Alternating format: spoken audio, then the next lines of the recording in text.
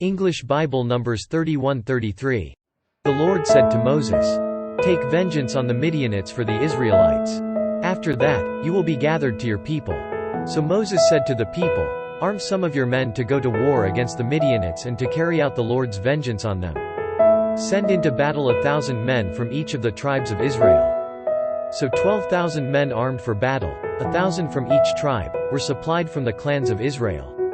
Moses sent them into battle, 1,000 from each tribe, along with Phinehas son of Eleazar, the priest, who took with him articles from the sanctuary and the trumpets for signaling. They fought against Midian, as the Lord commanded Moses, and killed every man. Among their victims were Evi, Rechem, Zur, Hur and Reba, the 5 kings of Midian.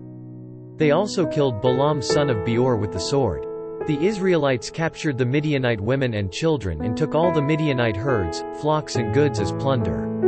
They burned all the towns where the Midianites had settled, as well as all their camps.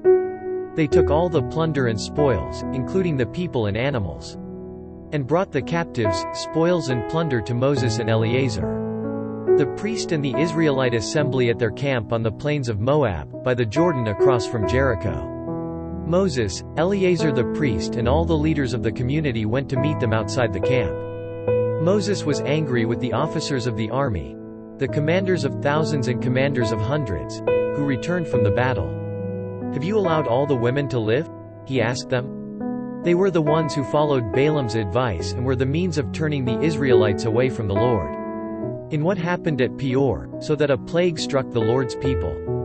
Now kill all the boys, and kill every woman who has slept with a man. But save for yourselves every girl who has never slept with a man. All of you who have killed anyone or touched anyone who was killed must stay outside the camp 7 days. On the 3rd and 7th days you must purify yourselves and your captives. Purify every garment as well as everything made of leather, goat hair or wood." Then Eleazar the priest said to the soldiers who had gone into battle, "This is the requirement of the law that the Lord gave Moses. Gold, silver, bronze, iron, tin, lead, and anything else that can withstand fire must be put through the fire, and then it will be clean. But it must also be purified with the water of cleansing. And whatever cannot withstand fire must be put through that water. On the 7th day wash your clothes and you will be clean. Then you may come into the camp." The Lord said to Moses, "You and Eleazar the priest and the family heads of the community are to count all the people and animals that were captured. Divide the spoils between the soldiers who took part in the battle and the rest of the community. From the soldiers who fought in the battle, set apart as tribute for the Lord 1 out of every 500, whether persons, cattle, donkeys, sheep or goats. Take this tribute from their half share and give it to Eleazar the priest as the Lord's part. From the Israelites' half, select 1 out of every 50, whether persons, cattle, donkeys, sheep, goats or other animals. Give them to the Levites, who are responsible for the care of the Lord's tabernacle." So Moses and Eleazar the priest did as the Lord commanded Moses. The plunder remaining from the spoils that the soldiers took was 675,000 sheep, 72,000 cattle, 61,000 donkeys, and 32,000 women who had never slept with a man. The half share of those who fought in the battle was 337,500 sheep, of which the tribute for the Lord was 675. 36,000 cattle, of which the tribute for the Lord was 72. 30,500 donkeys, of which the tribute for the Lord was 61. 16,000 people, of which the tribute for the Lord was 32. Moses gave the tribute to Eleazar the priest as the Lord's part, as the Lord commanded Moses. The half belonging to the Israelites, which Moses set apart from that of the fighting men. The community's half was 337,500 sheep, 36,000 cattle, 30,500 donkeys, and 16,000 people. From the Israelites' half, Moses selected 1 out of every 50 persons and animals, as the Lord commanded him, and gave them to the Levites, who were responsible for the care of the Lord's tabernacle. Then the officers who were over the units of the army, the commanders of thousands and commanders of hundreds, went to Moses and said to him, "Your servants have counted the soldiers under our command, and not one is missing.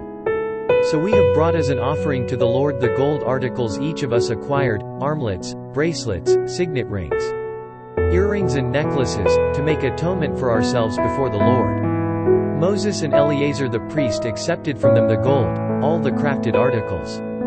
All the gold from the commanders of thousands and commanders of hundreds that Moses and Eleazar presented as a gift to the Lord weighed 16,750 shekels.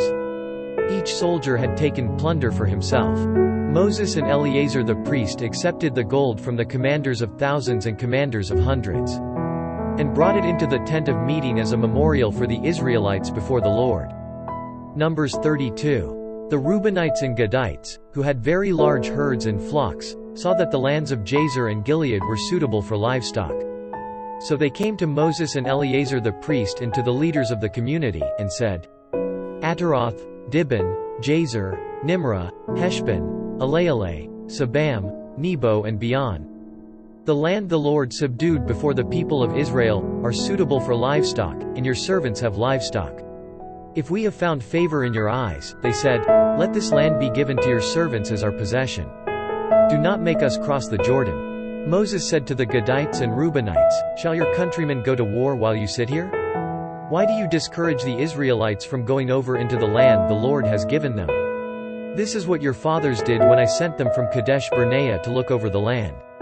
After they went up to the valley of Eshel and viewed the land, they discouraged the Israelites from entering the land the Lord had given them. The Lord's anger was aroused that day, and he swore this oath. Because they have not followed me wholeheartedly, not one of the men 20 years old or more who came up out of Egypt will see the land I promised on oath to Abraham, Isaac and Jacob.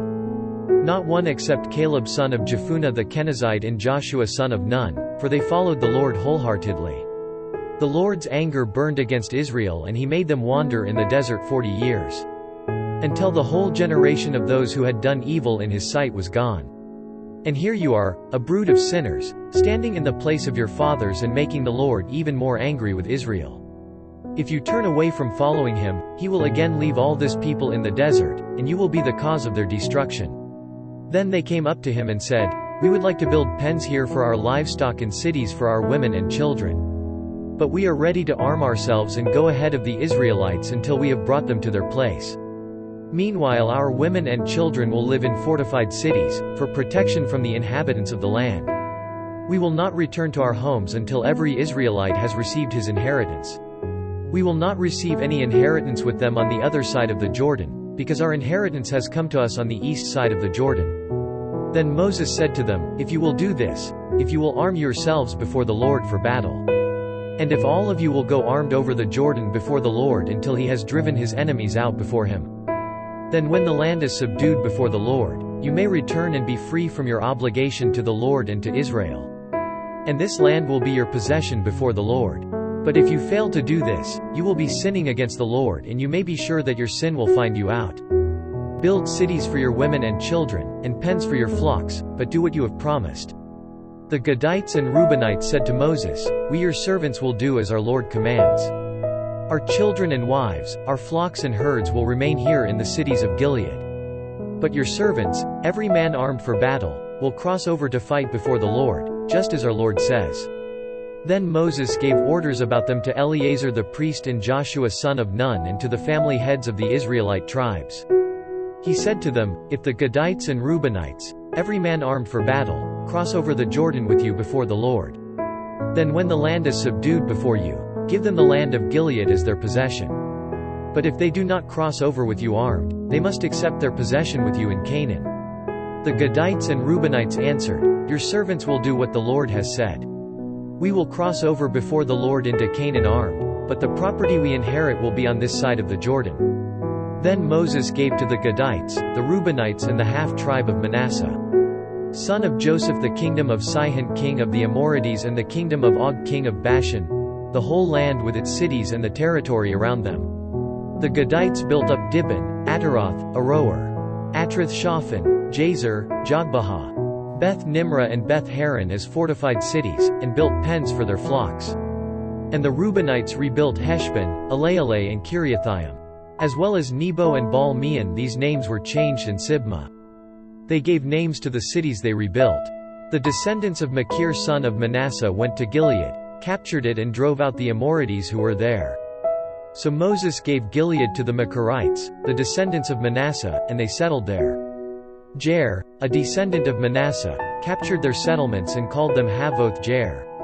And Nobah captured Kenath and its surrounding settlements and called it Nobah after himself.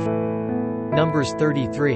Here are the stages in the journey of the Israelites when they came out of Egypt by divisions under the leadership of Moses and Aaron. At the Lord's command, Moses recorded the stages in their journey. This is their journey by stages. The Israelites set out from Ramesses on the 15th day of the first month, the day after the Passover. They marched out boldly in full view of all the Egyptians, who were burying all their firstborn, whom the Lord had struck down among them, for the Lord had brought judgment on their gods. The Israelites left Ramesses and camped at Succoth. They left Succoth and camped at Etham, on the edge of the desert. They left Etham, turned back to Pi-Hahiroth, to the east of Baal-Zephon, and camped near Migdol. They left Pi-Hahiroth and passed through the sea into the desert, and when they had traveled for 3 days in the desert of Etham, they camped at Marah. They left Marah and went to Elam, where there were 12 springs and 70 palm trees, and they camped there. They left Elam and camped by the Red Sea. They left the Red Sea and camped in the desert of Sin. They left the desert of Sin and camped at Dophkah. They left Dophkah and camped at Alish. They left Alish and camped at Rephidim, where there was no water for the people to drink. They left Rephidim and camped in the desert of Sinai. They left the desert of Sinai and camped at Kibroth-Hattava. They left Kibroth-Hattava and camped at Hazeroth. They left Hazeroth and camped at Rithmah. They left Rithmah and camped at Rimmon Perez. They left Rimmon Perez and camped at Libnah. They left Libnah and camped at Rissa. They left Rissa and camped at Kehelatha. They left Kehelatha and camped at Mount Shepher. They left Mount Shepher and camped at Heradah. They left Heradah and camped at Makheloth. They left Makheloth and camped at Tahath. They left Tahath and camped at Terah. They left Terah and camped at Mithkah. They left Mithkah and camped at Hashmonah. They left Hashmonah and camped at Moseroth. They left Moseroth and camped at Bene Jaakan. They left Bene Jaakan and camped at Hor Haggidgad. They left Hor Haggidgad and camped at Jotbatha. They left Jotbatha and camped at Abrona. They left Abrona and camped at Etzion-Geber. They left Etzion-Geber and camped at Kadesh, in the desert of Zin. They left Kadesh and camped at Mount Hor, on the border of Edom. At the Lord's command, Aaron the priest went up Mount Hor, where he died on the first day of the 5th month of the 40th year after the Israelites came out of Egypt. Aaron was 123 years old when he died on Mount Hor. The Canaanite king of Arad, who lived in the Negev of Canaan, heard that the Israelites were coming. They left Mount Hor and camped at Zalmonah. They left Zalmonah and camped at Punon. They left Punon and camped at Oboth. They left Oboth and camped at Iya-Abarim, on the border of Moab. They left Iyim and camped at Dibon-Gad. They left Dibon-Gad and camped at Almon-Diblathaim. They left Almon-Diblathaim and camped in the mountains of Abarim, near Nebo. They left the mountains of Abarim and camped on the plains of Moab by the Jordan across from Jericho. There on the plains of Moab they camped along the Jordan from Beth-Jeshimoth to Abel-Shittim. On the plains of Moab by the Jordan across from Jericho the Lord said to Moses, "Speak to the Israelites and say to them, when you cross the Jordan into Canaan, drive out all the inhabitants of the land before you. Destroy all their carved images and their cast idols, and demolish all their high places. Take possession of the land and settle in it, for I have given you the land to possess. Distribute the land by lot, according to your clans. To a larger group give a larger inheritance, and to a smaller group a smaller one. Whatever falls to them by lot will be theirs. Distribute it according to your ancestral tribes. But if you do not drive out the inhabitants of the land, those you allow to remain will become barbs in your eyes and thorns in your sides. They will give you trouble in the land where you will live. And then I will do to you what I planned to do to them.